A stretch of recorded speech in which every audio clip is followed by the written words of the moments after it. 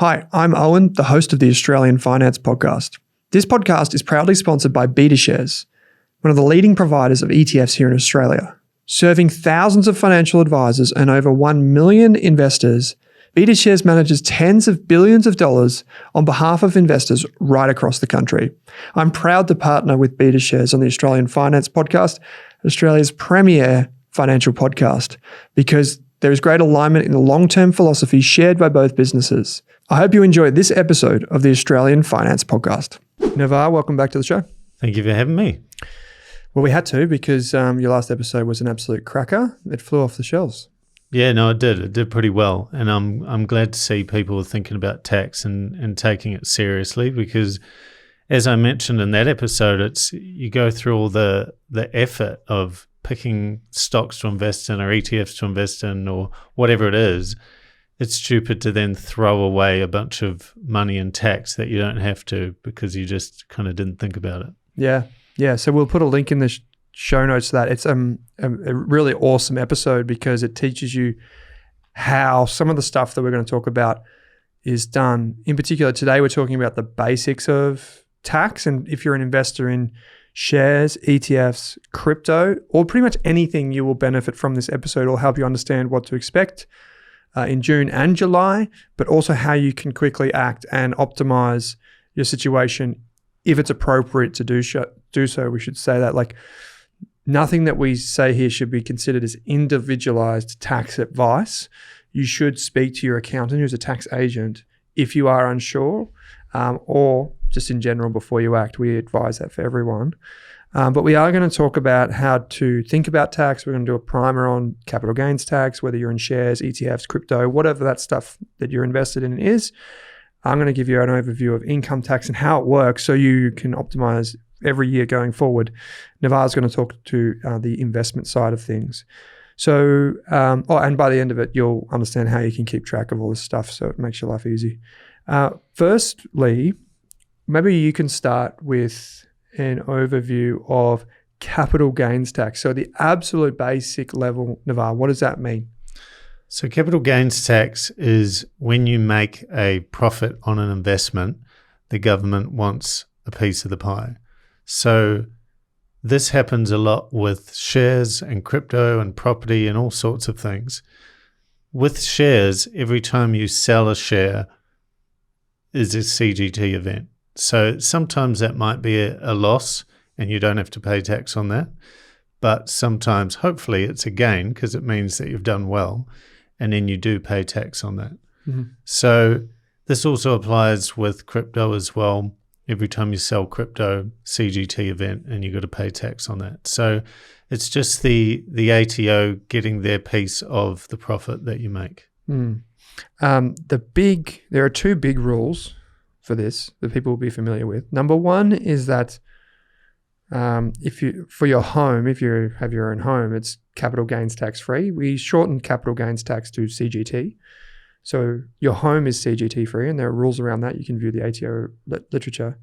But the other big rule that people know is that if you hold the investment for 12 months or more, you only pay capital gains tax on half of the gain. So if you had an investment for $50, it went to $100, you therefore have a $50 profit. Cut that in half, 25 goes into your tax return. Speaking of tax returns, this is where I'll give you an overview of how our tax system works for individuals. I'm going to focus on just individuals for a moment because companies and all that other stuff is different, although your software handles that. Yeah, we do company and SMSF and that kind of thing as well. Okay. So we'll just keep it simple and talk about individuals who are listening to this.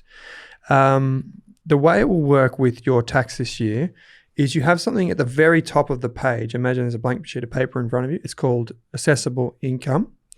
And this is effectively like all of the different sources of your income. So dividends from shares, your job, if you have property rental income, all that stuff, a side hustle, that's assessable income. It's at the top of the page.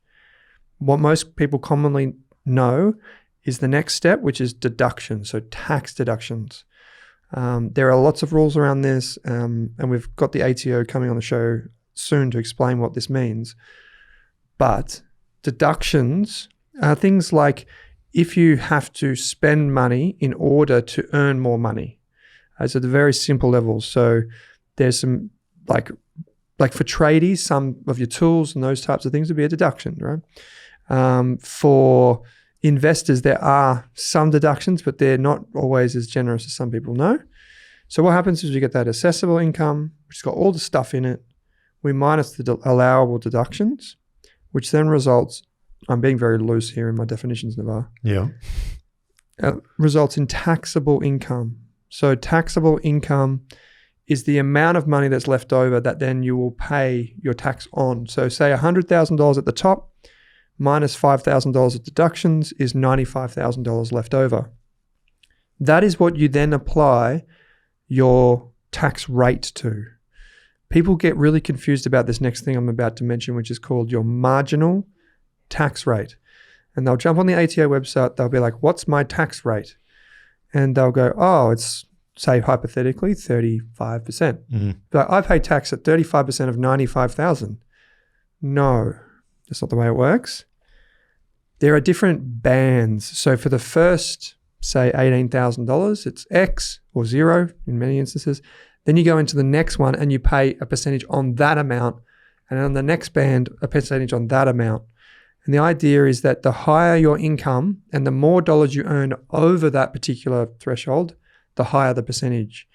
And basically, like, let's be honest, at the top rate, if you're earning $500,000 a year and then you earn $501,000, the extra $1 is taxed at, let's be honest, 50%. So you get to the point up there. It rewards people who, not rewards, it allows for people that don't earn as much to pay less tax and people that earn more to pay more of their share. And that's basically the way the system works. It's important to understand that I've given you a very simplified version. We've got assessable income minus the deductions that you're allowed to do. They call them allowable deductions for that reason. And then finally, you've got your taxable income, which is where the percentages apply. Some people get tax returns in Australia, particularly if they've had a PAYG all year. But for most investors, you got to get used to paying tax. It's almost certain that you will pay tax.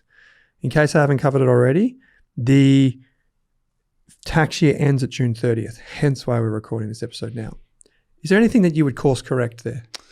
No, I think that's a pretty good overview of how it's going to affect most people. I think there are some good deductions around that people might not be aware of, like your accountant is a good deduction, and they're helping you prepare this tax return. So you don't get the immediate benefit now because you're usually paying the accountant in the next financial year. But that's a good deduction. And there are a few things, like Navexa itself is a deduction for a lot of investors because you're using it to help manage your investments. So there are a few things that investors can do to get some deductions in there. But there's home office expenses if you work from home. There's lots of computers, stuff. Like monitors and that kind of thing. They're always a good one. Yeah. So there's a lot of stuff. And there's a lot of general guides that are available on the ATO website for what it's worth. So now that we've gone through, that's just kind of everyone's generic kind of tax return as an individual. What are the kind of investment income types, investment income taxes that people might be coming across? So I guess if you've just started investing and you've kind of never done tax before, there's a couple of big areas. So there's the capital gains tax, which we touched briefly on, and then there's the investment income side of things, so dividends and distributions and that kind of thing. So I think it's important for an investor to understand that the capital gains tax or CGT component is quite an important one because it can get quite complicated. But at its basic level, you need to be tracking how much you bought everything for and then how much you've sold it for, and then you have to calculate what the capital gain is. Now, a lot of people assume that's going to be pre-filled, but it isn't. So capital gains tax is on you to calculate yourself, which is for a very good reason. Then you've got the taxable income side of things, which is the second big piece of investment taxes. So if you own stocks or ETFs that are paying you dividends or distributions, even crypto in this space, which pays you staking rewards, that's included as investment tax income. And so a lot of that information is pre-filled, which is good. So if you get dividends, and now if you get even the Australian ETFs are pre-filling a lot of the information. So that's really helpful from an investor point of view. Crypto staking rewards are not pre-filled. They're something you need to be recording and add it in yourself. The other one that catches people out, and this is a popular one for beginners, is dividend reinvestment plans or DRP. So a lot of people will buy an ETF. I think most of them have a dividend reinvestment plan, and it sounds good. You reinvest your dividends, you get more of that ETF, your wealth grows hopefully over time. The problem with DRP is that even though you're not getting the cash dividend, you still pay tax as if you were. So it's one of those things for people to note, that just because you're not getting cash in your account because you chose to reinvest those dividends, you still pay tax as if you were getting the cash. So you need to kind of allow for that. Often people end up having to sell some of the share to pay for that. Which causes capital gains tax. Exactly. So it can get quite tricky. And similarly in the crypto space, so staking rewards, you're receiving bits of the coin that you own, not cash, but you still have to pay tax as if that was cash. So it's very similar to DRP in the crypto side as well, and that catches a lot of people out too. I prefer to use the phrase, I don't know if I've used it on the show before, but I used to like the phrase drip. Yeah. Have you ever come across that? Yeah. It's more of like an American version, isn't it? Yeah. I like the phrase drip because rather than DRP for dividend reinvestment, it's kind of like drip feeding your investment. Yeah. Because rather than take the dividend as a cash in your bank account like component, you just have it automatically reinvested. It's like a drip in the bucket. That's it, yeah. And at first it is definitely a drip in the ocean, I would say. For most people, their first investments are like paying them like $2 in dividends. Yeah. But as you get to like 50,000 or 100,000 or whatever, it gets seriously awesome. Okay, so you've effectively got, no matter what type of thing you're investing in, property, shares, ETFs, crypto, there's two big components. There's the capital gains tax, and then there's the income. Only some of those things have pre-fill. Basically, all of them require you to do your own capital gains tax calculations. You mentioned that there was a reason for that. Why is that? Yeah, so the ATO has been very good and allowed us flexibility in how we calculate the capital gains tax. So the episode we mentioned right at the top, I go into detail on that. But there's a few CGT strategies that you can use to calculate the capital gain. So if you've bought multiple parcels of a stock, you actually have choices in which parcel you use to calculate the capital gain. And that's why it's not pre-filled, because the ATO are not deciding which parcel you're selling. They're giving you the flexibility. So while that gives you some administrative burden, right, it gives you choice in maybe your particular scenario. You can realize a loss this year because you don't want to pay as much tax, and you can defer some of the other parcels into another financial year to realize the gain then. So it really helps with tax planning. Mm-hmm. And that might sound super complicated to a beginner, but it is something that you should definitely learn about sooner than later, because it is quite easy, really. And you can end up having a very different tax outcome just with a couple of maths formulas. Yeah. So you could have, as a simple example, I pay $6 for some Commonwealth Bank shares. No, they're not like that, but let's put some, because Commonwealth Bank has gone up so much. Let's say $150 for Commonwealth Bank. And then I buy more at $200. Yep. And then I later sell them at $250. So 150 and 200, right? But then I sell some at 250. I can then choose, do I compare that 250 against the 150 or the 200? Depending on what strategy I'm following for that particular investment. Yeah, exactly. And I think the default strategy, and this is quite common around the world is the FIFO strategy. So first in, first out. Not fly in, fly out. No, exactly. Yeah. And that's complicated things because people say that all the time. But the FIFO strategy is often the default because it's just the easy one. Like all accountants know it. Most investors can figure it out. And that's just, in your example, you would sell the parcel you bought first. Yep. And then once that's all run out, then you move to the next one, into the next one, into the next one. And if you always used FIFO, theoretically, if you lost all your records, you could still reconstruct where you got to because you just knew you did FIFO the whole time. Yep. But FIFO is eliminating the flexibility that you have for tax. Sometimes FIFO might be exactly the strategy you want to run, but if you're trying to get a good return by minimizing your tax some year and maximizing it other years, then you want to be using some of the different strategies, and then that's when you can get into trouble if you're not taking good records. Okay. So for people that don't know, you're the founder of Navexa.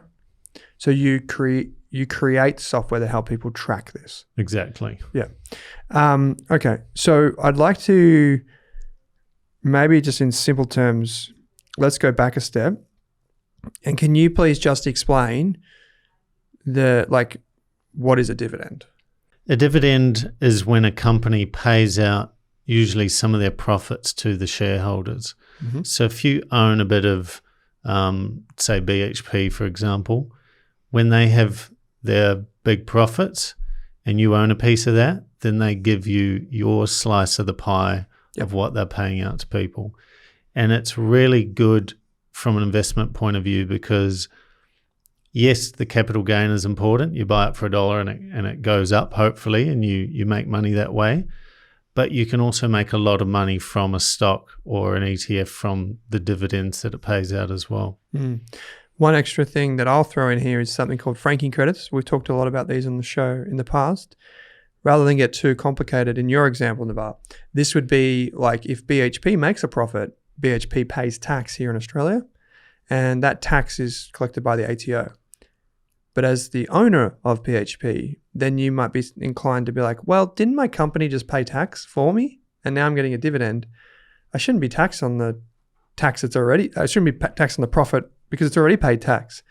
So a franking credit, if you're keeping up, is just a tax credit and it's tied to your investment. So for example, if BHP paid a dividend and I was a long-term investor and I held the shares for, a while, there would be a tax credit that I could collect at the ATO when I did my tax return. This is why retirees love franking credits because they don't always earn a lot of income, so they rely on the dividends, but then when they get the franking credit, it's like an extra juice on the end at tax time. So that's really cool.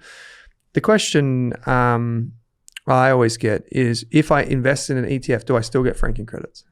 Yep. Okay, that's good to know. How does the tax system work for an ETF investor? Yeah, so it's a fun one, the ETF one. So ETFs pay out distributions. Not dividends. Yeah, not dividends. So a lot of the ETFs pay distributions either kind of twice a year or 4 times a year. It can be every month as well, depending on the ETF that you invest in.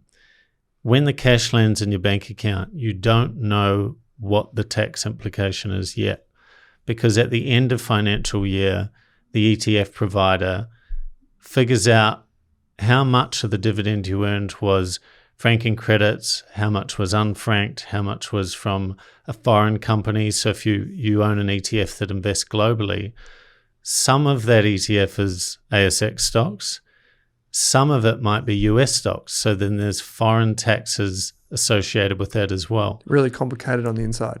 Exactly. And then so they kind of pass on some of that tax burden onto you to figure out. So at the end of the year, when you get your member statement, it's got a whole stack of line items saying, oh, this amount was franked, this amount was foreign income tax, all sorts of good stuff on there. Now, the cool thing in the last couple of years, I think it might have only started last year, the ETF providers are now pre-filling a lot of that information direct to the ATO.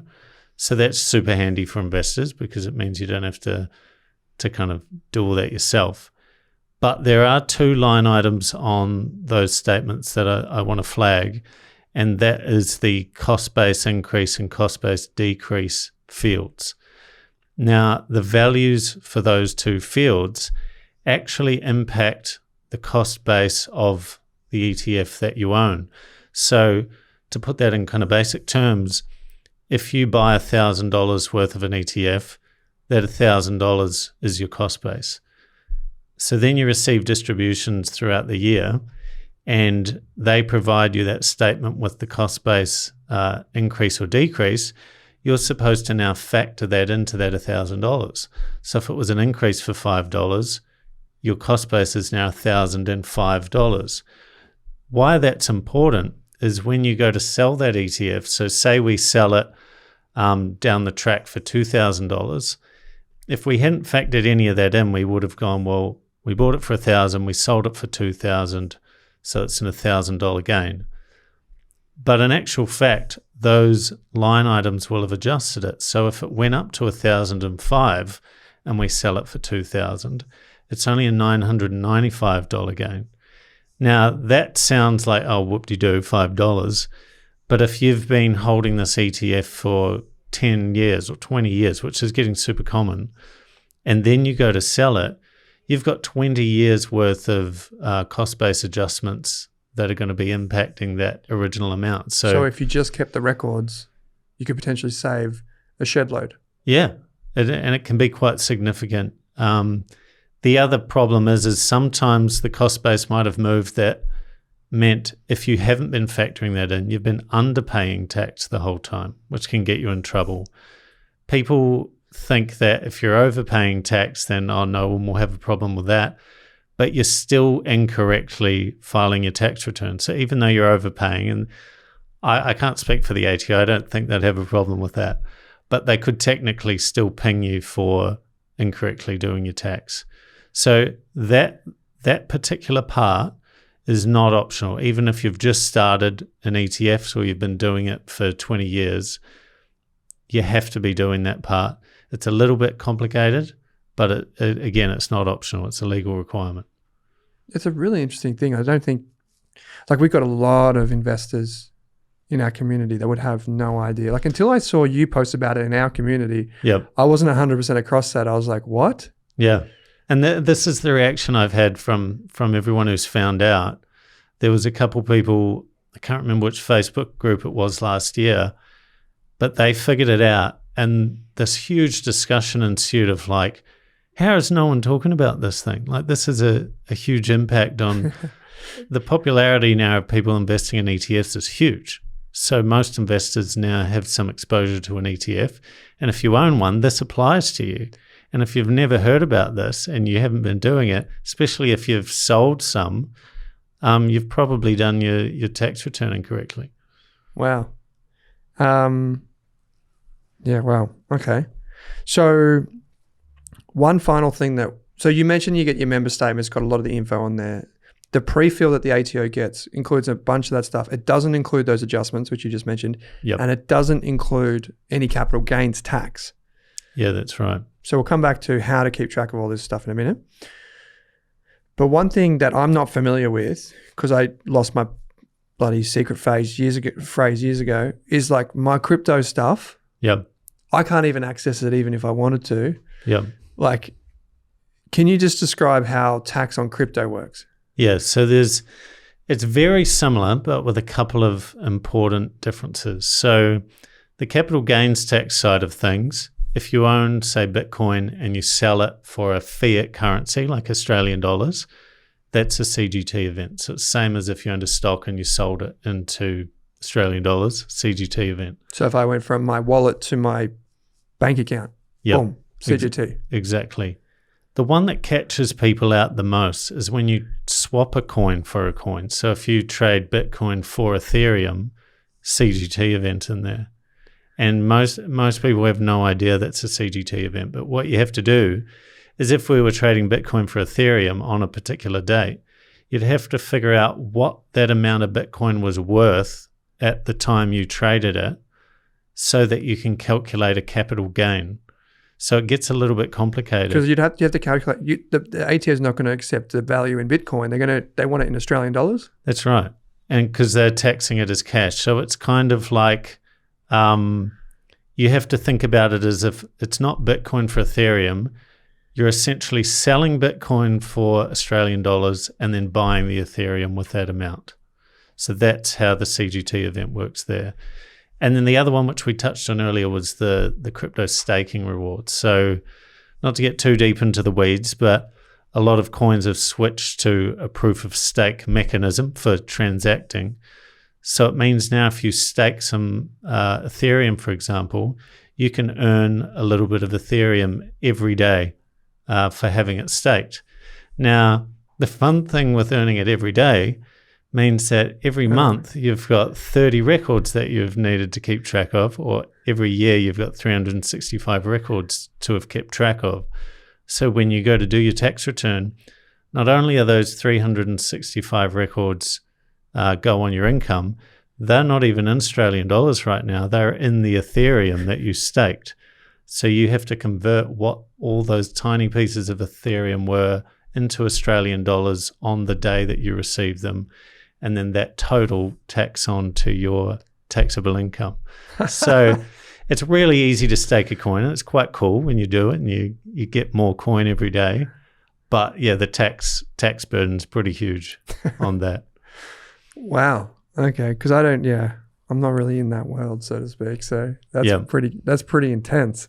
It is, and as you saw some stats we posted the other day of our customers at Navexa, now 21% of people have crypto in their portfolios. Which is crazy how popular it is. Yeah. It's gone up, right? So I think it was 3 years ago it was under 10% of people have it. So now it's 1 in 5.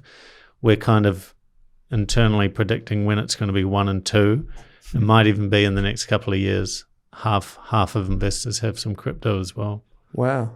Do you think that does that include ETFs that are crypto ETFs? No. So on top of that. Yeah, our numbers were just direct crypto holdings, but we actually had a customer message in and asked that question of does it include the ETFs, because they have a lot of crypto, but it's via ETFs. So we didn't even factor that in. So it might actually be higher. It could be 25%. Yeah, wow. Okay, so just one extra thing, because we've talked about, there's probably one final piece here of investing. So you've said before you can do different entities like, SMSFs and company structures and blah, blah, blah, blah. We talked about shares, we talked about ETFs, we talked about crypto. Does Navexa do anything with property? It does unofficially. So we have a concept of a custom investment. So you can record a property and manually update the valuation yourself and record rental payments and that kind of thing. We don't yet support debt, so like the mortgage part of it.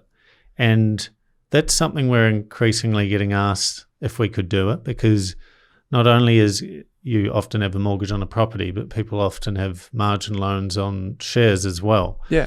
So that is something we'll be looking at supporting, because I had an investment property at one point and couldn't tell you what the performance was down to the dollar. Had a rough idea, but it was really annoying for me as the founder of Navexa, who likes to track everything down to the dollar. Property is still quite tricky to pin down exactly how much money you're making from it based off the valuation and the rental payments and the expenses and all of that good stuff. Yeah. What happened to your investment property? Oh, it was terrible. It was an apartment in Melbourne, which we didn't buy as an investment. My wife actually bought it to live in, and then I moved in there later. But we essentially sold it for exactly the same purchase price and owned it for, I think it was 7 years or something. Ouch. So, yeah, not good. You would have had the strata or body corp fees. You would have had interest. Yep. Upkeep. Yep. Agents' fees. It also flooded at one point and leaked through the 4 apartments below it. So good times. Good times. So yeah, I've got opinions on buying apartments, but I won't express them today. Well, better not because Monique's behind the cameras over there. Okay, so record keeping. Now, obviously, you're going to be biased because you built a tool that tracks all this stuff. So we're going to go through 4 things. Yep. But it was crazy to see. I think you were even blown away by the response. Two things people said about the episode that we previously did together. One, they say you have one of the best podcasting voices going around. Very good. And number 2 is like, it was an awesome episode. People were just like, I couldn't believe you could do that sort of stuff. So I would encourage people, if you have already invested, if you've got all the stuff that Navarre's talking about, just go and watch the video. Even if you don't use Navexa, it will genuinely change how you think about tax and what you can do this tax time. It will seriously be worth it. Like if you're already invested, please go and check it out. The 4 things that I've come up with of how you can possibly keep a record of your investment and your tax stuff from an investing perspective. Number 1, in your head. Yes. Number 2, in a spreadsheet. Number 3, whatever your broker says is what you do. And number 4 is you use a third-party tool like Navexa. There's probably a 5th one, which is prefill, which we've already explained could work. It will work for some, but it won't work for everything. So you kind of have to use one of the other options anyway. In your head, doing all this in your head, does it work? No. I guess if you were one of those people who has a photographic memory maybe, but that's not many of us. Well, then you'd still need to see all the transactions. Exactly. You'd have to look at every contract note and, and then commit it to memory. Exactly. Okay, number 2, spreadsheets. Spreadsheets can definitely work. The problem people get themselves into is initially a spreadsheet's fine when there's a few transactions on it. But if you're kind of 20 years deep and you've got all sorts of things, it can get pretty messy. And especially if one of your formulas has been incorrect the whole time and you realize 20 years in that, oh no, I've been filing my tax wrong for 20 years. Yeah. That happens a lot as well. It's also, like I agree that it would work for really, really simple stuff, but it would get super complicated really quickly. Yeah. If you've got like a DRIP or a dividend reinvestment plan turned on, or you well, let's be honest, any traders that, I don't think there are that many stock traders or crypto traders that listen to this show, but if they did, like that would just be an absolute bloody nightmare. Yeah, well, like in that example earlier with the staking rewards where you get paid daily, like that's a common thing that a beginner crypto investor might get themselves into. And there's 365 records that have to chuck in a spreadsheet for 1 year in like a manageable way that they don't get lost in. That's just 1 year. So do that for 5 years. And if you have multiple things. Yeah. I've seen complex sheets where it's like a different sheet for every holding. Again, is fine if you only have kind of five stocks or whatever. But if you've got a portfolio with over time 50 to 100 different things that have racked up, like, yeah, the spreadsheet gets pretty crazy. I mean, I'm guilty of this back in the day when I used to use ComSec back in the day. I just like take like the ComSec report thing and just be like, that thing. Yeah. What's wrong with just doing what my broker says? So a lot of brokers don't have anything to give you. The statements they'll give you is often like an income statement with this is the amount of dividends you earned and this is the interest you received in your cash account. And if they do give you anything around capital gains tax, it'll almost always be just a FIFO report that they generated. The problem comes when you've done any trades on any other platform other than that one that you have. So often people will start with like a ComSec or an AbTrade or whatever bank they start with, and then they move to one of the newer kind of more modern brokers. The trade history doesn't go with them to the new broker. So if they're in the new broker trying to get a tax report, it won't have any of the trade history from your original one, so they can't correctly calculate what your capital gains tax is. So if we go back to that example earlier where you had the CommBank stock and you bought 2 amounts of it, think about it as if the first time you bought it was in ComSec and the second time you bought it was in Perla. It doesn't get migrated across. So it becomes really tricky to keep track of. So that's where the kind of broker reports often fall down. But if you've stayed in the same one forever and you don't do anything outside anywhere else, and it can definitely work. But if you throw crypto in the mix, there's not many stockbrokers where you can do crypto as well. So immediately it's disjointed. But going back to your, I don't know, like, I don't know if I can actually you on a podcast live, but because you're the genius with all this stuff, but you still wouldn't be able to do your taxes correctly because of if you own an ETF, you still have to do that cost-based adjustment thing that you said. Yeah, so you would have to rely on the broker having done that adjustment, which I am pretty confident they have not done or may not even be aware of. And that you're just at risk that they haven't done that. And also another quick part it's not just a risk, it's also mean that you could be paying, in many instances, I imagine overpaying tax. Yeah. In a lot of instances, that's what happens. And there's another couple of line items on the AMIT statement. Which is the ETF statement, by the way. Yep. There are some capital gain line items on there as well that do get added on to the cost base as well. So, you can't rely that the broker's done that. Maybe they have, but I'm yet to see one, particularly in Australia, that's done anything like that. That's why the broker one is, your spreadsheet is probably a better option than that.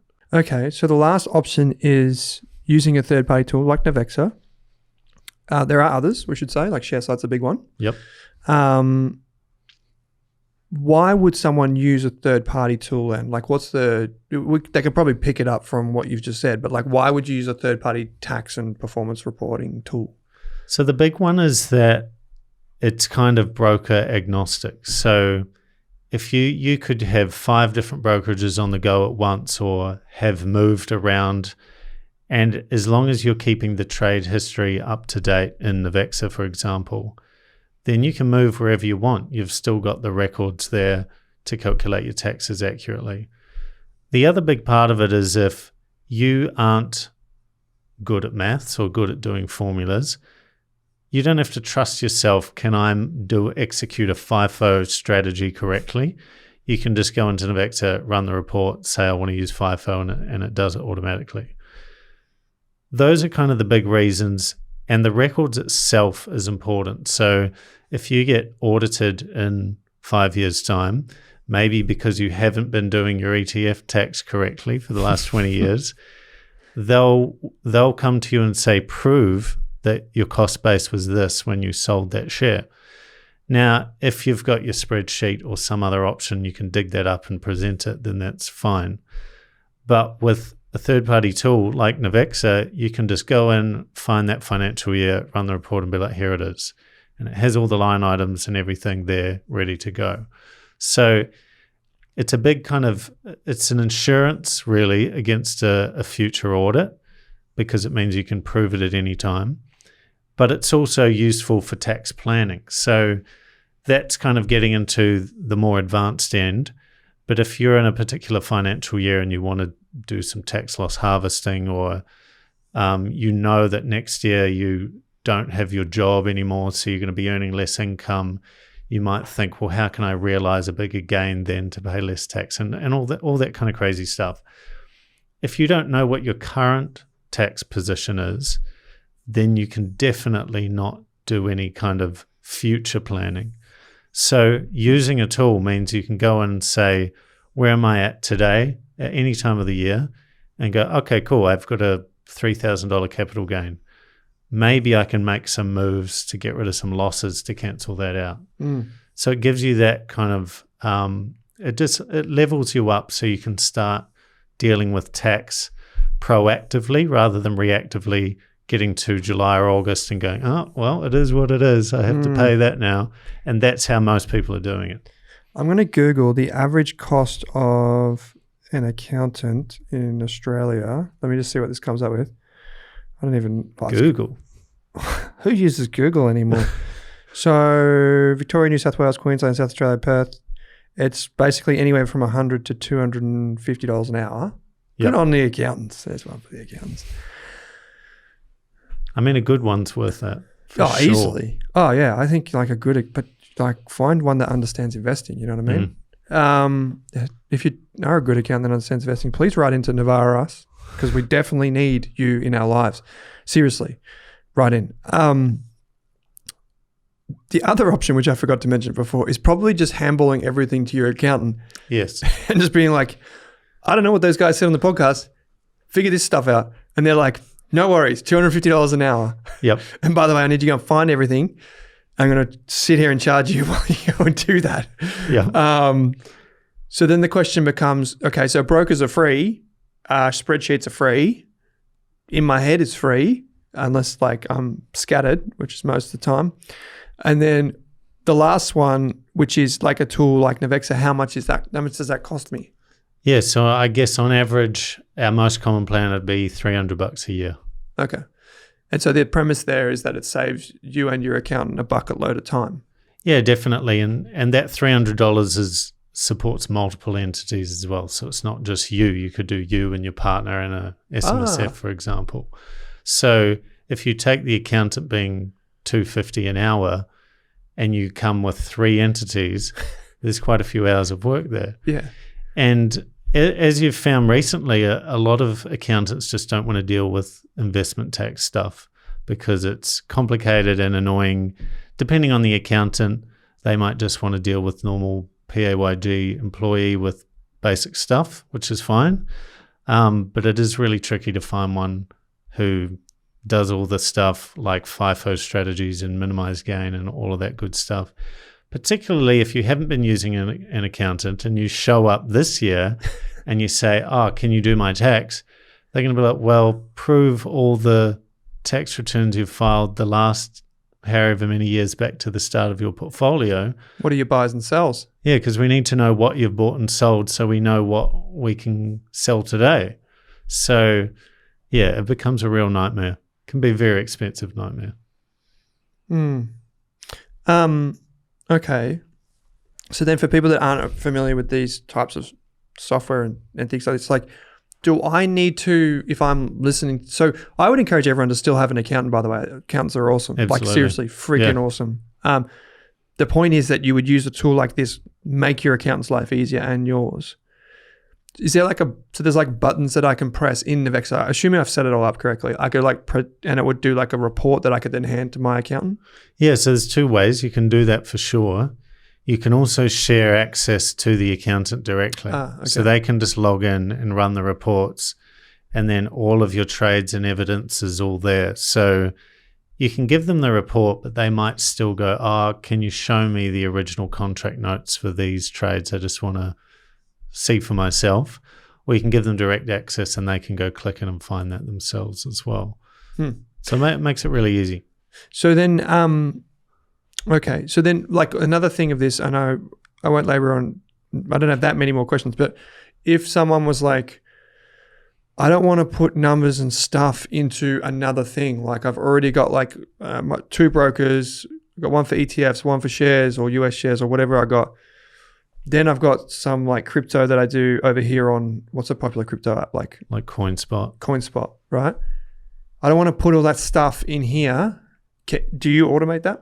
Yeah, so we automate a lot of that. So you can import all your historical data and then keep future trades syncing in as well. And then at tax time, all the trades and everything's there so you can run the report. The other part to it is if you haven't been doing that and you're the person you described who doesn't want to put numbers into another thing, unfortunately you have to. Like tax is a legal requirement. So if you don't want to input numbers into a third-party tool that's going to help you, then have fun doing it in a spreadsheet manually by yourself, working out all the formulas. So unfortunately, it's a part of life, death and taxes. Yeah, true. But I don't need to, like, just to confirm, because by the way, I have a Navexa account. I'm playing the kind of the beginner investors Q&A for you. Yep. I don't need to like manually put in the trades is what I'm saying. Yeah, no, you don't have to. So you can if you want, but you don't have to. Okay. So like I could like sync it up. Yeah. So with a broker like Perla, for example, we have a direct integration with them. In your Perla account, you can just say, send it to Navexa and all your trades come across. So there's no manual things you have to fill in or do anything. It all just happens automatically. What about like NabTrade or one of the other ones you mentioned before? Yeah, so we have methods for them too. So usually the first step when you get an account is you have to get all the historical data. Now, in a broker like CommSec, for example, or NabTrade, you can export that file and do a one-time import into Navexa, and then all that data is there. And then you can sync all the future trades through a different method that we offer. So then at all times, the data is the same as what your trades are in the brokerage platform. So ideally, like, I don't want to do manual stuff either. So for every broker that we can get our hands on, we try and do an integration with them or support them in some way to make it really easy. Cool. You also do Rask Invest? We do. Yep. Of course. Of course. How could you not? Okay, greatness. So what other questions, have I asked all the right questions? What other questions would people have? I think from a beginner point of view, there's a lot there to kind of wrap your head around. But I think just to wrap it up, if you learn about the capital gains part and then the investment income part, then you're pretty well covered for 90% of things. ETF investors, watch out for those cost-based adjustments that I mentioned. Definitely learn about that if you're freaking out right now about your last few years' tax returns. But I think, yeah, there's a lot of good stuff in there for people to unpack. So we can include that video, the one about the cost-based adjustments. Yep. We'll include a link to Navexa. Navexa does all of the portfolio reporting for our fake portfolios that we run on the Australian Investors podcast, by the way. So you might have seen the Navexa logo around. There is also a discount if you use the affiliate link from Rask to Navexa. I believe it's a discount, isn't it? Yeah, 20% off. Yeah, cool. So you can get a feel for Navexa. And if you're not prepared to do that, then you can always just watch the other video and learn a heap that Navarre took us through for that too. But it's like so many things in finance. You mentioned death and taxes are the two realities, but in finance, a lot of this stuff just should be automated. Yeah. Should be automated. And you actually, in June, I don't know if I can say this in the podcast, but you've actually got an event coming up. I'll keep it under wraps because it's up to you to determine. But there's an event coming up. So if you are a Navexa user, that'll be super cool. And like a virtual event, I should say. Yeah. You're not hiring out the MCG or something. Well, I'd love to do that, but not this time. Yeah, okay. So there's going to be some... Maybe we'll do a joint thing where we do the MCG. Yeah, cool. You hire it, we'll... Yeah. You'll show up. Yeah. Cool. No, mate, this has been heaps of fun. So check out Navexa. I'll put a link in the show notes. Get your tax sorted. We'll do plenty more tax content this tax season. So get on top of it. Start the new year with automation and... peace of mind. Navarre, thanks for joining me. Thank you. Thanks for watching this video on the Rask Network. While you're here, don't forget to like and subscribe so you can get videos each and every day on business, finance, investing, and so much more.